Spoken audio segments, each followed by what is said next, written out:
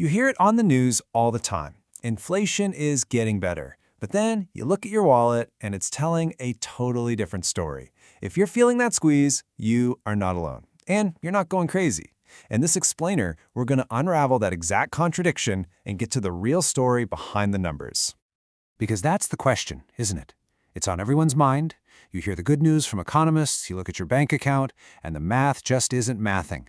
So, seriously, why does everything still feel so incredibly expensive? You see it every single week. A full cart of groceries just keeps ticking up, even when you're buying the exact same stuff you always do. And then there's the big one. Your biggest monthly bill probably went up, and let's be honest, it shows zero signs of coming back down. That check you write every month just takes a much bigger bite than it used to. And when you add it all up, the result is this constant feeling of pressure. You're working hard, but it feels like you're just running in place, or maybe even falling a little bit behind. So this feeling, it leads us right to the heart of the issue, what we'll call the big disconnect. It's that huge gap between what the official reports are saying and what you're actually experiencing in your day-to-day life. I mean, this scenario right here says it all, doesn't it? You haven't changed what you're doing. You're not suddenly buying champagne and caviar. The world around you just got more expensive, and your money feels, well, weaker. And then, right as you're feeling that financial pinch, you turn on the TV and you hear it. Great news! Inflation is going down! It's confusing, it's frustrating, and it makes you feel like you have to be missing something.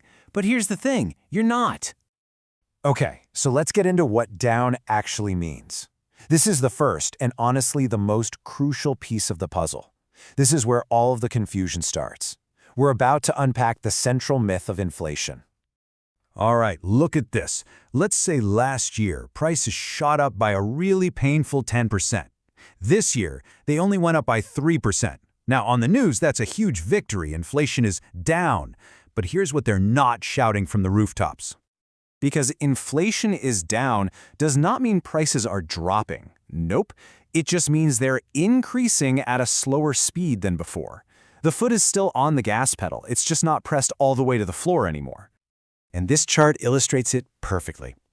Think of last year's massive price hike as that big block at the bottom. This year's lower inflation is a smaller block, sure, but it's stacked right on top. The total price is still higher than it was before all this started. Your wallet doesn't get a refund for last year's pain. So that explains the big myth, but it leads to the next question. Why does the financial pain stick around so long after the headlines change? Well, this is where two key ideas come into play: the lag effect and sticky costs.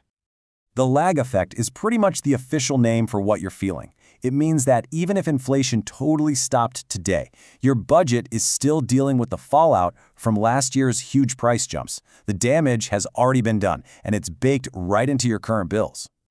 And some costs are just worse than others. They're sticky. I mean, think about it. When was the last time your rent went down, or your car insurance, or your Netflix subscription? These costs are almost designed to only move in one direction, up. And this is the simple, painful truth about those sticky costs. It's like a one-way ratchet. Landlords and companies are super quick to raise prices when things get expensive for them, but they are extremely slow, if ever, to lower them again.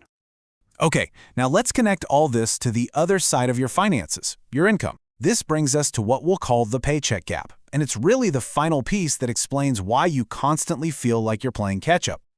Here's the core of it, plain and simple. Over the last couple of years, prices for everything from gas to eggs literally jumped. But for most people, their paychecks, well, they didn't exactly jump with them. This slide shows the problem perfectly. You've got this massive bar for how much prices went up, and then this much shorter bar for how much wages went up. That space in between, that's the gap you feel in your wallet every single month. Yeah, that gap is not just some idea on a chart. It is a real-world deficit in your buying power. It's the reason you're having to make tougher choices at the store, even if you got a raise last year. You're still trying to cover a new, more expensive world with a paycheck that hasn't caught up. So, let's bring this all home. The goal here isn't to be pessimistic, not at all. It's to move from that feeling of confusion to a place of clarity. Because once you understand the mechanics of what's happening, you can see the situation for what it really is. Which leaves us with one last question. If all of this is true, why does the official story sound so optimistic? Why do they keep telling us things are getting so much better? It's because you and the economists are measuring two totally different things. The news is measuring direction. Is the problem getting worse at a faster rate? They see a slower rate of increase as a win. But you feel the cumulative damage. How much has my cost of living already gone up? Your life doesn't reset to zero just because a graph looks a little better. Understanding this whole system is the first step. It allows you to stop blaming yourself and start focusing on what you can actually control. Tracking those small expenses that add up, cutting the subscriptions you forgot about, and focusing on how to grow your income.